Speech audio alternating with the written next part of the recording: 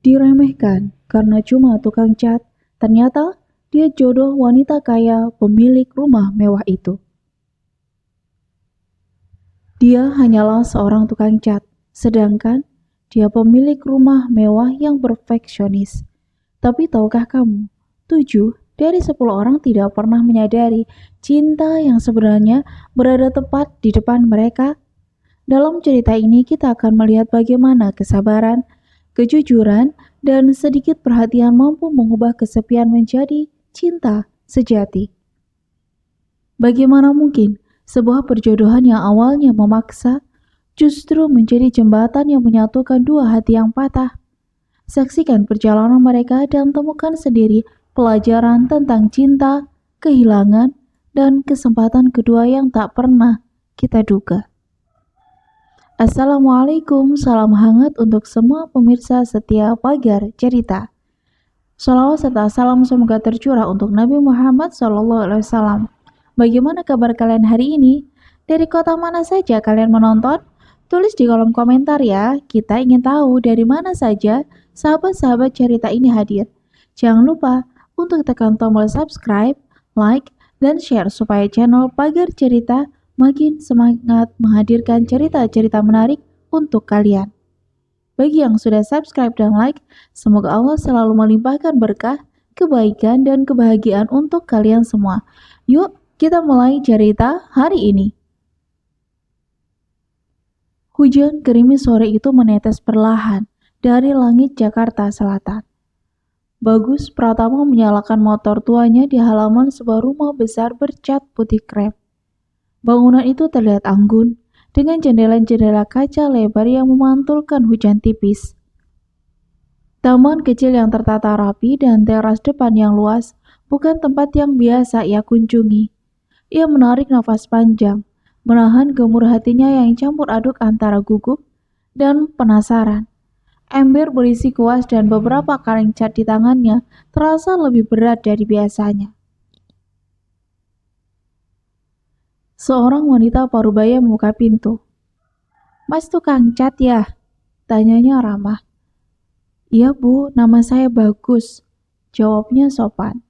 "Oh, silakan masuk, nyonya masih rapat sebentar lagi," kata wanita itu yang kemudian menyingkir agar Bagus bisa masuk.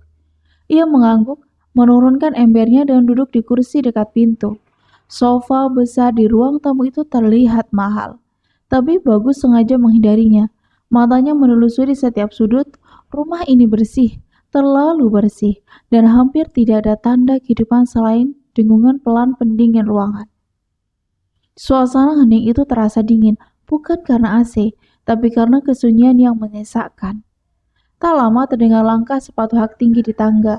Seorang wanita turun dengan langkah cepat dan mantap, cantik, tegas, aura profesional terpancar dari gerak tubuhnya. Meski ada jejak kelelahan samar di matanya.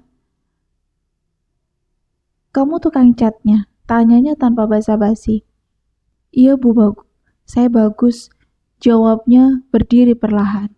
"Oh baik, ikut saya tunjukkan bagian yang harus dicat," ucapnya sambil menatap Bagus sebentar. Wanita itu dipanggil oleh asisten tadi dan segera berjalan lebih dulu. Bagus mengikuti dari belakang membawa buku catatannya. "Ini ruang tamu," katanya sambil menunjuk dinding putih yang mulai kusam.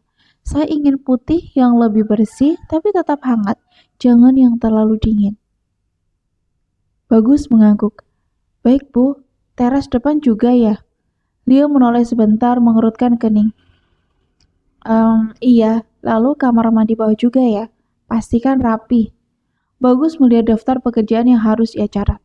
Ruang tamu, teras, kamar mandi bawah, hanya pekerjaan ringan katanya, tapi jujur, ini rumah besar dan penuh detail yang harus diperhatikan.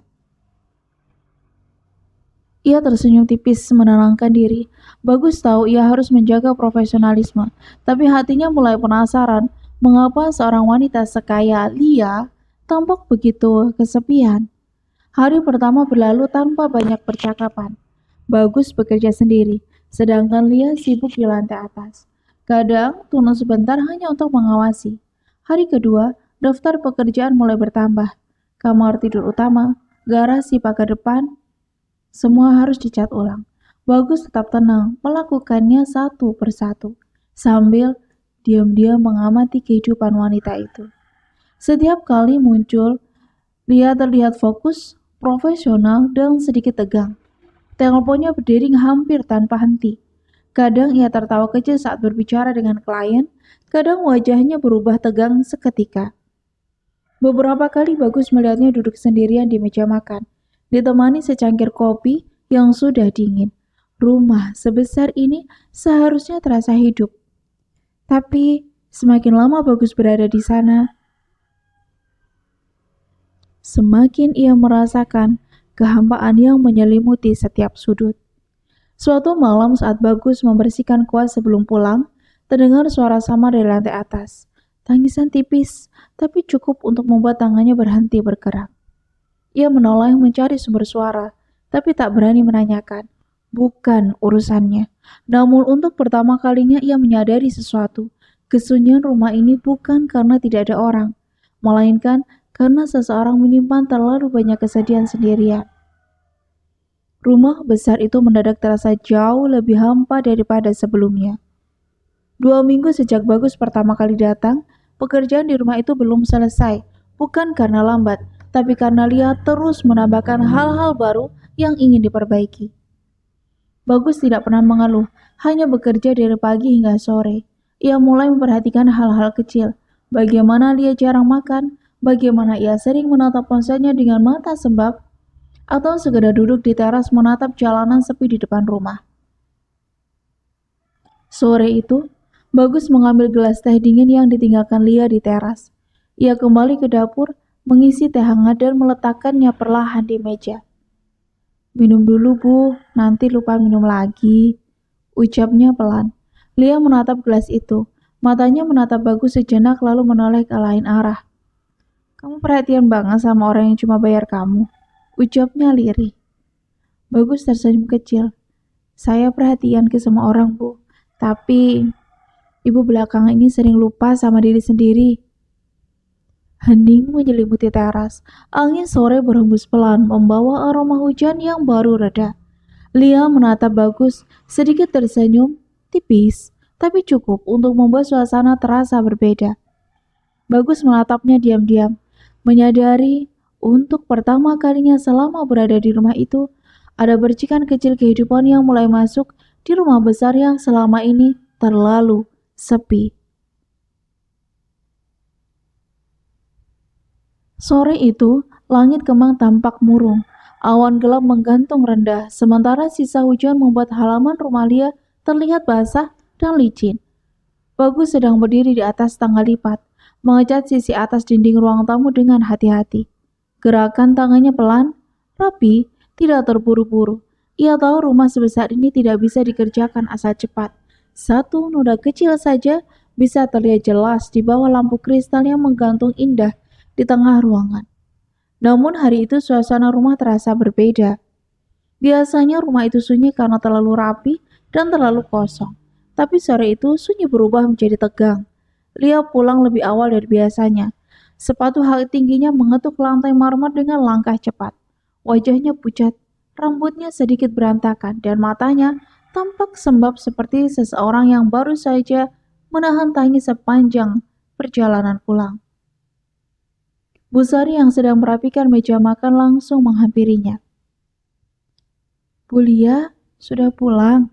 Mau saya buatkan teh hangat? Dia tidak menjawab. Ia langsung berjalan menuju kamar utama. Tas mahal di tangannya diletakkan begitu saja di sofa. Sesuatu yang tidak pernah ia lakukan sebelumnya. Bagus yang melihat dari kejauhan hanya diam. Ia merasa ada yang tidak beres, tapi ia tahu batas dirinya. Ia hanya pekerja di rumah itu. Ada banyak hal yang boleh ia lihat, tapi tidak semuanya boleh ia tanyakan. Beberapa menit kemudian terdengar suara laci dibuka kasar. Lalu pintu lemari, lalu suara benda-benda kecil berjatuhan. Bu Sari, panggil Lia dari dalam kamar. Bu Sari segera mendekat. Iya, Bu. Jam tangan saya mana? Jam tangan yang mana, Bu? Lia keluar dari kamar dengan nafas tidak beraturan. Jam tangan pria warna hitam, kotaknya biru tua. Saya simpan di rumah ini. Bu Sari tampak bingung. Saya tidak lihat, Bu. Terakhir Ibu taruh di mana? Lia memejamkan mata, seperti berusaha mengingat sesuatu yang hilang di kepalanya sendiri. Saya lupa, saya benar-benar lupa. Ia kembali masuk kamar, membuka laci satu persatu, memeriksa meja rias, rak buku, bahkan lemari kecil di samping tempat tidur. Gerakannya semakin panik, bukan hanya seperti orang mencari barang mahal, tapi seperti orang yang sedang mencari satu-satunya kesempatan untuk menyelamatkan sesuatu. Bagus perlahan turun dari tangga lipat. Kuas masih ada di tangannya. Ia berdiri di sudut ruang tamu memperhatikan tanpa ingat terlihat ikut campur. Lia keluar lagi dari kamar. Matanya menyapu seluruh ruangan. Lalu berhenti pada Bagus. Kamu? Ucapnya pelan tapi tajam. Bagus menoleh. Iya, Bu. Kamu lihat jam tangan saya? Bagus menggeleng tenang. Tidak, Bu. Saya tidak pernah melihat jam tangan itu. Dia berjalan mendekat, wajahnya tegang. Yakin? Saya yakin, Bu. Itu jam mahal, Bagus. Sangat mahal. Tidak mungkin hilang begitu saja. Bagus menatap Lia dengan tenang. Tidak melawan, tidak tersinggung, tapi juga tidak menunduk seperti orang bersalah. Saya tidak mengambil apapun, Bu. Saya di sini hanya bekerja. Ucapannya itu membuat ruangan mendadak hening. Bu Sari berdiri canggung di depan pintu. Dia tidak tahu harus membela siapa. Lia menatap Bagus selama seolah mencari kebohongan di wajah pria itu. Tapi yang ia temukan hanya ketenangan. Akhirnya Lia memalingkan wajah. Ia kembali mencari tapi kali ini gerakannya lebih kacau. Tak lama kemudian ponselnya berdering. Lia langsung mengangkatnya. Mas, aku masih nyari, katanya pelan. Bagus pura-pura kembali membereskan cat tapi suara Lia terdengar jelas di ruangan yang sunyi itu. Iya, aku serius, aku nggak bohong. Wajah Lia berubah, tangannya mulai gemetar megang ponsel. Mas, jangan bicara seperti itu, aku benar-benar menyiapkannya untuk kamu. Suara dari seberang sana terdengar keras, meski kata-katanya tidak jelas. Lia menunduk. Mas, tolong, percaya sama aku. Hari ini ulang tahun kamu, aku cuma mau kasih hadiah itu. Beberapa detik kemudian sambungan terputus. Lia menurunkan ponselnya perlahan, matanya basah, tapi ia menahan agar air mata itu tidak jatuh. Dia bilang aku pembohong, bisiknya. Tidak ada yang menjawab, bahkan Bagus pun hanya diam. Untuk pertama kalinya ia melihat Lia bukan sebagai wanita kaya yang tegas dan sulit didekati. Ia melihatnya sebagai seseorang yang sedang takut kehilangan orang yang bahkan belum tentu takut kehilangan dirinya. Sore berubah menjadi malam. Lia masih mencari jam itu tanpa henti. Ia membongkar rak ruang TV, lemari penyimpanan, meja kerja, bahkan kardus-kardus kecil di gudang belakang, tapi hasilnya nihil. Malam itu Lia tidak makan. Ia masuk kamar dan tidak keluar lagi. Sesekali terdengar isak tangis tertahan dari balik pintu. Keesokan paginya, Bagus datang lebih awal. Ia melihat Lia duduk di sofa ruang tamu dengan wajah sembab. Ponselnya ada di tangan tapi tidak ia sentuh. Kopi di meja sudah dingin. Bu, ujar Bagus pelan. Lia menoleh, lelah. Saya mau bantu cari, bukan di tempat yang sudah ibu bongkar. Kadang, barang kecil jatuh ke tempat yang tidak kita sangka. Dia tidak langsung menjawab. Mungkin ia terlalu lelah untuk menolak. Akhirnya ia hanya mengangguk pelan. Sejak pagi Bagus mencari dengan teliti. Ia memeriksa sela sofa, bawah kabinet, belakang tirai, sudut lemari, bahkan celah kecil di ruang TV. Ia tidak tahu kenapa, tapi hatinya yakin jam itu belum hilang. Barang itu hanya bersembunyi di tempat yang tidak terlihat, sama seperti kesedihan Lia selama ini. Menjelang sore saat Bagus menggeser sedikit lemari kecil di ruang TV, ia melihat plastik hitam terselip di belakangnya. Ia meraihnya perlahan. Di dalam plastik itu ada kotak biru tua. Jantung Bagus ikut berdebar. Ia membawa kotak itu ke ruang tamu. Bu Lia, panggilnya. Lia yang sedang termenung langsung menoleh. Saya temukan. Lia berdiri cepat. Apa? Bagus menyerahkan kotak itu. Dia membukanya dengan tangan gemetar. Di dalamnya, jam tangan pria berwarna hitam terbaring rapi, masih baru, masih bersih, seperti tidak pernah tersentuh. Air mata Lia langsung jatuh. Ya Tuhan, ini dia. Namun kebayang itu hanya bertahan sebentar. Lia segera mengambil ponselnya dan menelepon Adrian. Sekali, tidak dijawab. Dua kali, tidak dijawab. Ketiga kali, panggilan itu langsung ditolak. Wajah Lia berubah panik. Dia pasti sudah di bandara, bisiknya. Bandara? Tanya Bagus pelan. Dia mengangguk cepat. Dia mau berangkat malam ini, aku harus ke sana sekarang. Dia berlari ke garasi tapi tidak sampai 1 menit, dia kembali dengan wajah semakin pucat. Ban mobilku kempes. Busari terkejut. Ya Allah, Bu. Dia berdiri kebingungan memegang kotak jam itu erat-erat. Nafasnya pendek. Matanya bolak-balik ke pintu, ke ponsel, lalu ke jam dinding. Bagus menatapnya beberapa detik, lalu ia mengambil jaket lusuhnya dari kursi.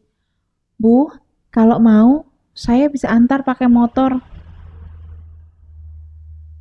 Lia menoleh cepat. Motor? Iya, kalau menunggu mobil lain mungkin terlambat. Kita bisa lewat jalan kecil. Lia ragu. Ia melihat Bagus, lalu melihat kotak di tangannya. Harga jam itu mungkin lebih mahal dari motor Bagus. Tapi sore itu tidak ada pilihan lain yang lebih nyata selain pria sederhana yang berdiri di depannya. Akhirnya Lia mengangguk. Baik, ayo. Beberapa menit kemudian, motor tua Bagus melaju menembus jalanan Jakarta yang mulai gelap. Lia duduk di belakang, satu tangan memegang kotak biru, tangan lainnya mencengkeram bahu Bagus. Angin menerpa wajahnya, membawa sisa gerimis dan rasa takut yang semakin menyesakkan.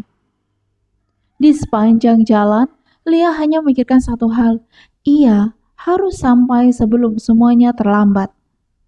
Namun Bagus, yang diam di depan merasakan sesuatu yang berbeda.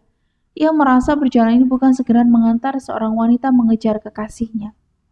Entah kenapa, ia merasa sore itu ia sedang membawa Lia menuju sebuah kebenaran yang mungkin akan menghancurkan hatinya. Langit Jakarta malam itu gelap dan berawan. Motor tua Bagus melaju di jalan tol menuju Bandara Soekarno-Hatta. Hujan sempat reda, tapi aroma basah dan udara malam yang sejuk membuat suasana terasa tegang. Lia duduk di belakang, satu tangan menggenggam kotak biru berisi jam tangan yang sudah ia siapkan untuk Adrian. Tangannya yang lain menekuk erat bahu Bagus, seakan menahan diri dari kegugupan yang mencekik. Ia menatap jalanan yang samar, tertutup lampu jalan, berulang kali memeriksa ponselnya, mencoba menghubungi Adrian, tapi panggilan tidak dijawab. Nada dering selalu kembali ke voicemail. Jantung Lia berdegup kencang, hatinya menjerit dalam diam. Aku harus sampai sebelum dia berangkat. Aku harus memberikannya. Bagus tetap diam di depan. Tangan mantap menggenggam stang motor, matanya fokus ke jalan. Ia tahu tugasnya bukan sekedar mengantar, tapi lebih kepada menjaga agar Lia tidak melakukan sesuatu yang bisa menyesal. Setibanya di bandara, Lia langsung melesat dari motor, hampir tersandung di trotoar basah. Bagus mengejar dari belakang, menahan tangannya saat Lia ingin berlari sendirian. Jangan, Bu, kata Bagus tegas namun lembut. Jangan sampai mempermalukan diri sendiri. Lia menoleh sekejap. Mata mereka bertemu. Ia merasakan ketegasan Bagus tapi juga kelembutan yang sebelumnya tak pernah ia sadari. Hatinya bergetar, tapi ia terlalu fokus pada Adrian untuk memperhatikan perasaan yang baru saja muncul itu. Ia berlari masuk ke terminal keberangkatan. Mata menembus kerumunan, ia melihat Adrian duduk di pangku panjang bersama seorang wanita lain. Mereka tertawa kecil, tampak sangat dekat. Adrian bahkan menyentuh rambut wanita itu dengan lembut, penuh kasih. Lia terdiam di tempat, seperti seluruh dunia mendadak berhenti berputar. Rasa sakit mencekik dadanya, jantungnya terasa tercekat. Ia ingin menghampiri, menegur, memprotes, tapi Bagas menahannya lagi. Bu Lia, jangan. Aku tahu ini sakit, tapi percayalah, ini bukan cara yang benar untuk dirimu sendiri. Ucap Bagus sambil meletakkan tangan di bahu Lia. Tidak menekan, hanya memberi dukungan. Lia menunduk, air matanya mulai menetes. Semua harapan dan impiannya seolah hancur dalam 1 detik. Ia baru sadar bahwa Adrian, yang selama ini ia percayai, ternyata memilih orang lain. Semua kata-kata manis, semua janji yang ia percayai, kini menjadi debu di tangannya. Bagus tetap diam di sampingnya. Ia tidak berkata apa-apa, hanya menunggu dan memberi jarak. Baginya, yang bisa ia lakukan hanyalah hadir. Ada di sana ketika Lia membutuhkan seseorang, meski hanya sebagai saksi, diam, luka yang ia alami. Beberapa saat kemudian Lia menarik nafas panjang dan menatap Bagus. Wajahnya basah tapi tegas. Aku tidak tahu harus bagaimana, bisiknya. Suaranya pecah. Skalanya terasa hancur. Bagus menunduk sedikit. Aku tahu, Bu. Aku mungkin tidak bisa memperbaiki semuanya. Tapi aku bisa menemani Ibu melewati rasa sakit ini. Tidak untuk mengganti siapapun, hanya menemani. Lia menatap pria sederhana di depannya itu. Bagus yang tak pernah kaya, yang hanya tukang cat dan pekerja perbaikan rumah, kini berdiri sebagai satu-satunya orang yang tampak peduli. Peduli bukan karena ia dibayar, tapi karena hatinya memang ingin membantu. Lia tersentuh, tapi ia terlalu lelah untuk menangis lebih banyak. Mereka kembali ke motor. Bagus mengantar Lia pulang. Malam Jakarta terasa sunyi. Angin malam menerpa wajah mereka, membawa rasa dingin tapi juga tenang. Dalam keinginan itu, Lia mulai menyadari sesuatu. Selama ini ia terlalu fokus pada cinta yang salah, hingga tidak melihat siapa yang benar-benar ada di sampingnya. Setibanya di rumah, Lia berjalan masuk dengan langkah lambat. Ia duduk di sofa ruang tamu, memeluk kotak biru itu erat-erat. Bagus menatapnya dari jarak aman, tidak ingin mengganggu. Ia hanya diam, menyadari bahwa malam ini Lia tidak butuh nasihat, tapi kehadiran seseorang yang bisa membuatnya merasa aman. Terima kasih, Bagus, kata Lia akhirnya. Suaranya lirih. Ia menatap ke arah Bagus, tapi bukan dengan tatapan cinta, melainkan tatapan orang yang baru saja selamat dari bencana emosional. Bagus hanya tersenyum tipis, menunduk. Hari-hari berikutnya Lia berubah. Ia jarang makan, lebih sering menutup diri di kamar. Bagus tetap datang setiap pagi, bekerja di rumah dengan tenang, menyelesaikan pengecatan ruang tamu dan teras. Namun kali ini, ia lebih memperhatikan hal-hal kecil. Apakah Lia sudah makan? Apakah ia berbicara dengan siapapun hari itu? Apakah ia terlihat lelah atau sedih? Suatu sore Lia duduk di teras sendirian, ditemani segelas teh yang sudah dingin. Bagus mengambil gelas itu, mengisi teh hangat, dan meletakkannya perlahan di meja. Minum dulu, Bu, nanti lupa minum lagi, ucapnya pelan. Lia menatap gelas itu, lalu memandang Bagus. Matanya basah, tapi ada sedikit senyum yang muncul. Kamu perhatian banget sama orang yang cuma bayar kamu. Bagus tersenyum kecil. Aku perhatian ke semua orang, Bu, tapi ibu akhir ini sering lupa sama diri sendiri. Mereka diam beberapa saat. Angin sore berhembus membawa aroma hujan yang tersisa. Suasana terasa hangat meski malam masih jauh. Bagus menyadari untuk pertama kalinya rumah besar Lia yang selama ini tampak sunyi mulai terasa hidup. Bukan karena cat baru di dindingnya, tapi karena ada seseorang yang benar-benar peduli. Itu adalah awal perubahan. Awal dari sesuatu yang Lia tidak tahu akan berkembang menjadi lebih dari sekedar rasa terima kasih. Dan bagi Bagus itu adalah awal dari rasa ingin selalu ada di sisi perempuan yang selama ini hanya terlihat kuat di luar, tapi rapuh di dalam. Hari-hari setelah kejadian di bandara terasa seperti kabut yang menggantung di dalam rumah Lia. Tidak ada teriakan, tidak ada keributan, tapi justru itulah yang membuat suasananya semakin berat. Rumah besar di Kemang itu kembali sunyi. Hanya kali ini sunyinya berbeda. Dulu rumah itu terasa kosong. Sekarang rumah itu seperti sedang ikut berduka. Lia jarang keluar rumah atau bahkan keluar kamar. Ia hanya muncul ketika benar-benar perlu. Wajahnya tidak lagi serapi dulu.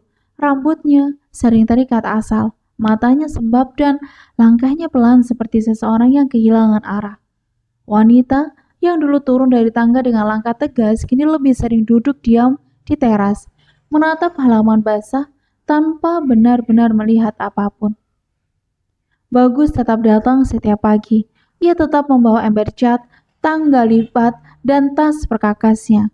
Pekerjaan hampir selesai tapi ia tidak lagi sekedar memperhatikan dinding yang harus dirapikan. Tanpa ia sadari, matanya mulai mencari hal lain. Apakah Lia sudah makan?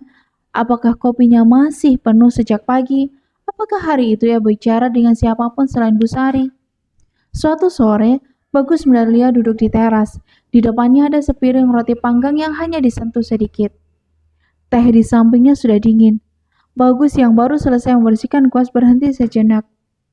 Ia mengambil gelas itu, membawanya ke dapur lalu kembali dengan teh hangat. Bu, minum dulu, katanya pelan sambil meletakkan di gelas di meja. Nanti lupa minum lagi. Lia menatap gelas itu lalu matanya naik menatap Bagus. Kamu perhatian banget ya sama orang yang cuma bayar kamu. Bagus tersenyum kecil. Saya perhatian kan ke semua orang, Bu. Tapi ibu belakang ini sering lupa sama diri sendiri. Lalu Lia menyandarkan tubuhnya ke kursi. Kamu ini sok tahu. Nada suaranya tidak marah, hanya lelah. Bagus tidak tersinggung. Ia berdiri di samping pilar teras, menatap hujan kecil yang mulai turun lagi. Kadang kita memang butuh orang yang mau mendengar, Bu. Tidak harus selalu memberi solusi. Kadang ya cukup ada yang duduk, diam, dan tidak pergi. Dia menoleh perlahan. Kamu ngomong begitu seolah kamu tahu rasanya. Bagus tersenyum tipis. Mungkin semua orang pernah punya luka, Bu. Cuma caranya menyimpan saja yang beda-beda. Hening sebentar. Lia menatap halaman lalu berkata pelan. Aku pernah gagal menikah, Bagus. Bagus terdiam. Tangannya sedang menggulung kain lap berhenti sesaat. Aku pikir Adrian bisa jadi awal baru. Lanjut Lia. Suaranya lirih tapi jelas. Aku pikir setelah gagal sekali, Tuhan kasih aku kesempatan memperbaiki semuanya. Tapi ternyata aku salah lagi. Bagus menunduk, ia tidak langsung menjawab. Ia tahu ada luka yang tidak boleh disentuh terlalu cepat. Sudahlah Bu, katanya akhirnya. Kalau bisa, jangan terlalu sering menyebut namanya. Dia langsung menoleh, ada rasa tersinggung di matanya. Kamu tidak tahu rasanya disakiti orang yang kita cintai, ucapnya. Suaranya mulai meninggi. Kamu tidak tahu rasanya dikecewakan saat kita sudah percaya. Kamu kan tidak pernah ada di posisi saya. Bagus diam. Jangan sok menasihati saya, lanjut Lia. Kini matanya mulai basah. Kamu itu cuma melihat dari luar. Kamu tidak benar-benar paham. Angin sore lewat di antara mereka. Daun-daun kecil di taman bergerak pelan. Bagus tetap menatap halaman. Untuk beberapa detik ia terlihat seperti ingin pergi. Tapi akhirnya ia menarik nafas panjang. Saya pernah mencintai seseorang, Bu. Lia terdiam. Bagus tersenyum pahit. Di desa saya dulu. Ya namanya tidak penting lah. Saya sayang sekali sama dia. Saya pikir dia juga begitu. Waktu itu saya kerja jadi kurir toko kue. Suatu sore saya diminta antar pesanan ke sebuah rumah. Ia berhenti sebentar seperti mengenal sesuatu yang masih terasa sakit. Rumah itu ramai. Banyak tamu. Banyak mobil. Saya pikir cuma acara keluarga biasa. Saya masuk, antar kue, lalu saya tanya ke salah satu orang di sana. Ada acara apa, Pak? Bagus menunduk. Orang itu bilang malam itu acara lamaran. Lia tidak bergerak. Saya masih berharap bukan dia, tapi ternyata benar. Perempuan yang saya cintai sedang dilamar pria lain. Pria yang lebih mapan, kerjanya di pelayaran, keluarganya lebih berada. Saya ini kan cuma kurir. Suara Bagus melemah, tapi ia tetap mencoba tersenyum. Saya selesaikan pekerjaan saya tetap serahkan ke itu. Saya tetap bilang terima kasih, lalu saya pulang. Dan malamnya, saya menangis. Lia menatap Bagus lama. Kali ini ia tidak berani memotong. Sejak itu saya pindah ke Jakarta. Tinggal di kos kecil, kerja apa saja yang bisa saya kerjakan. Cat rumah, perbaiki colokan, angkat barang, bersihin sisa renovasi. Saya tidak malu dengan pekerjaan saya, Bu. Tapi kadang saya lelah dinilai tidak layak dicintai hanya karena saya sederhana. Bagus menoleh ke arah Lia. Jadi maaf kalau tadi saya terdengar sok tahu. Saya tidak tahu semua sakit yang ibu rasakan, tapi saya tahu rasanya ditinggalkan. Mata Lia basah. Kali ini bukan karena Adrian, bukan juga karena dirinya sendiri, tapi karena untuk pertama kalinya ia melihat Bagus sebagai manusia yang juga pernah patah. Maafkan aku, bisik Lia.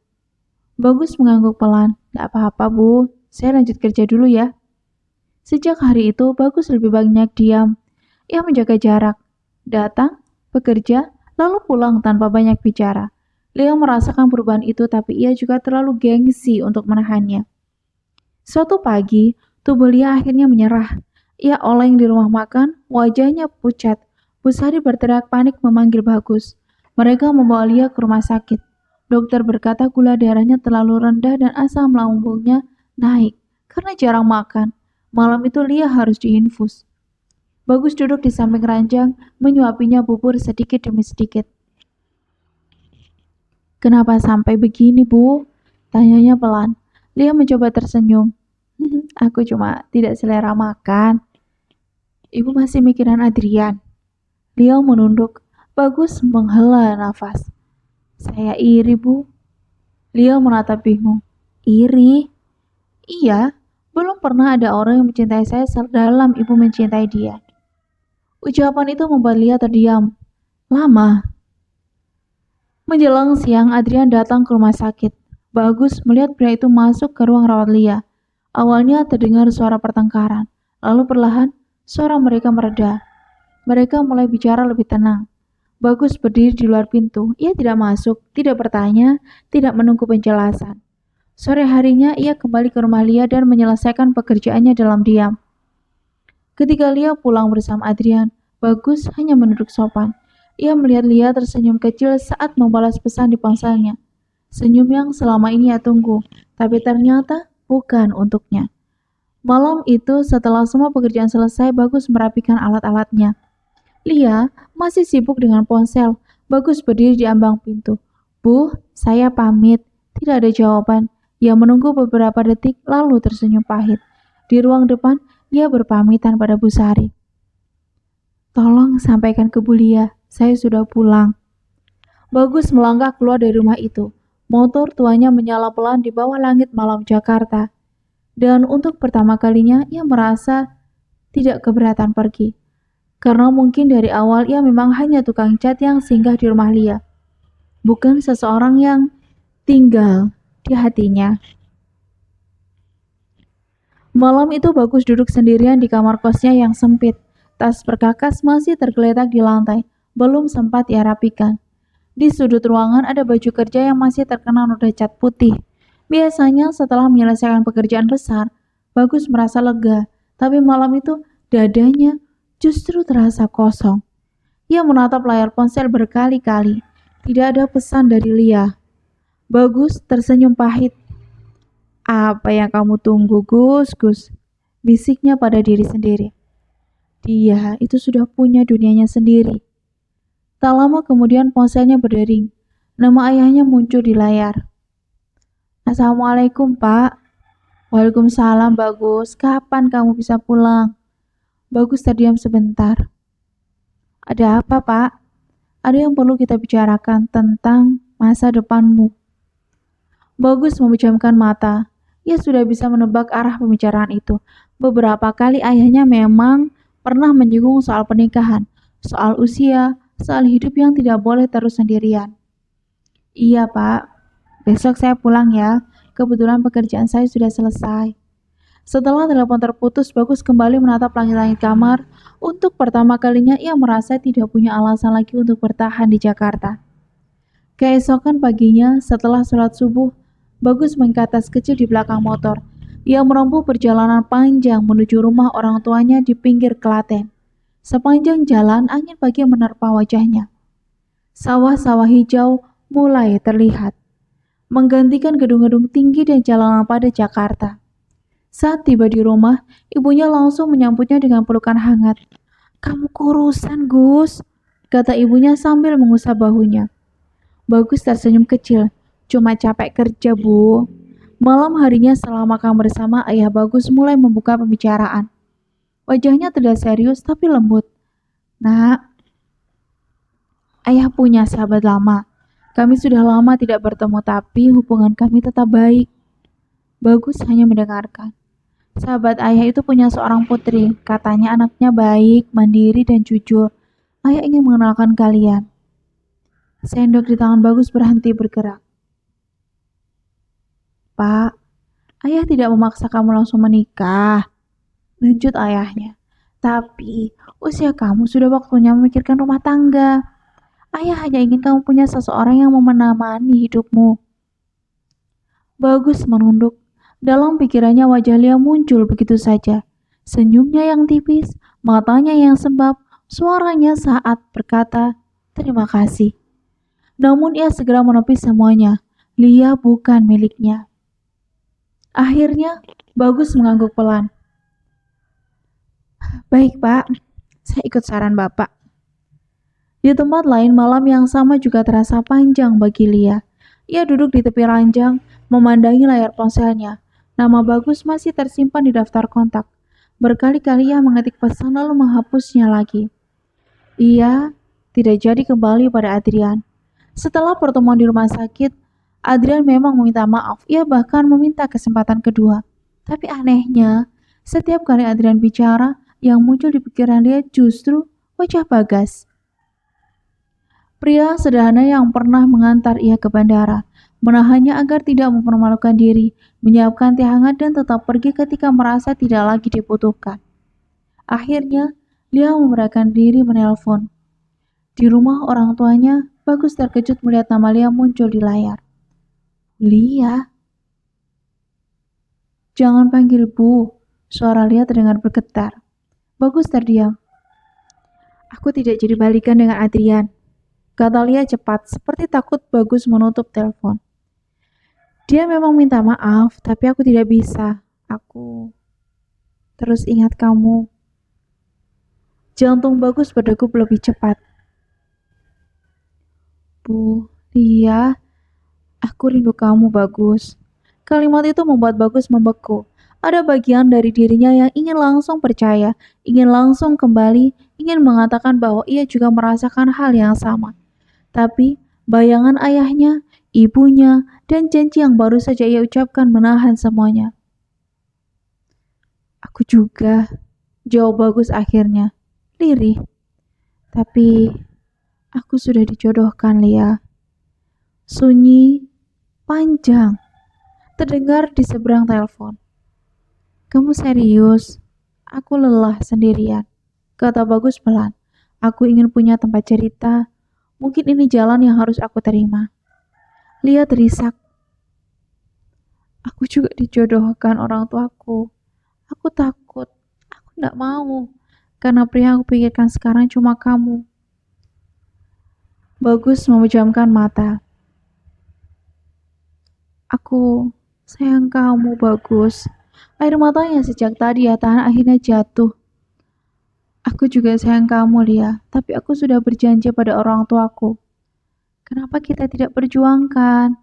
Bagus menggigit bibirnya, menahan suara agar tidak pecah. "Karena aku tidak mau mengambil keputusan saat kita sama-sama kacau. Aku tidak mau membuat orang tua malu. Besok aku akan datang bertemu calon pilihan mereka. Kamu juga temui calonmu. Setelah itu, kita serahkan pada Tuhan. Telepon berakhir dengan tangis yang tidak benar-benar selesai. Keesokan paginya, Bagus memakai batik terbaik yang disiapkan ibunya. Ayahnya terlihat rapi dan bahagia, tapi Bagus sendiri merasa dadanya berat. Ia sempat berkata pelan sebelum berangkat. Pak, sebenarnya saya sedang menyukai seseorang. Ayahnya menatap Bagus tegas. Kemarin kamu sudah setuju loh nak, jangan membuat ayah malu di depan sahabat ayah. Bagus menunduk. Ibunya mendekat, menepuk bahunya lembut. Datang saja dulu, sisanya kita serahkan pada Allah. Bagus akhirnya mengangguk. Mereka berangkat ke sebuah rumah besar bergaya klasik di pinggir kota. Di halaman, seorang pria parubaya menyambut ayah Bagus dengan pelukan hangat. Mereka tertawa seperti dua sahabat yang lama kehilangan waktu. Ini Bagus, tanya pria itu ramah. Iya pak, Bagus menyalami dengan sopan. Di ruang tamu suasana terasa hangat, namun pikiran Bagus terus melayang pada Lia. Ia menunduk, menjawab pertanyaan seperlunya, berusaha tetap sopan meski hatinya tidak tenang. Beberapa menit kemudian suara mobil berhenti di halaman. Istri tuan rumah tersenyum. Itu anak saya sudah datang. Bagus menegakkan duduknya. Nafasnya terasa berat. Pintu rumah terbuka. Seorang wanita melangkah masuk dengan kebaya sederhana berwarna lembut. Rambutnya tertata rapi, wajahnya sedikit gugup dan matanya langsung berhenti ketika melihat Bagus. Bagus berdiri tanpa sadar. Lia? Wanita itu membeku di ambang pintu. Bagus. Ruangan mendadak hening. Orang tua mereka saling berpandangan. Bingung beberapa detik. Sebelum akhirnya ayah Lia bertanya, kalian saling kenal? Dia menunduk, pipinya merah. Bagus menatap ayahnya dengan mata berkaca-kaca. Pak, ucap Bagus lirih. Ini wanita yang saya maksud. Ayah Bagus terdiam, lalu perlahan wajahnya berubah lembut. Ia menghela nafas panjang seperti baru memahami rencana Tuhan yang tidak pernah bisa ditebak manusia. Ya Allah, bisiknya. Kalau memang jodoh, selalu ada aja jalannya. Lia dan Bagus kemudian duduk berdua di teras belakang. Untuk beberapa saat mereka hanya saling menatap, masih tidak percaya. Aku kira aku akan kehilangan kamu, kata Lia pelan. Bagus tersenyum kecil. Aku juga. Lia menunduk lalu tertawa lirih di antara sisi air matanya. Ternyata jodohku selama ini ada di rumahku sendiri. Bagus ikut tertawa kecil. Menyesal ya, dulu sering nyuruh saya tambah kerjaan. Dia menghapus air matanya. Kalau tahu begini, harusnya aku tambah lebih banyak lagi pekerjaannya. Mereka tertawa pelan, tawa yang tidak keras tapi cukup untuk menghapus banyak luka.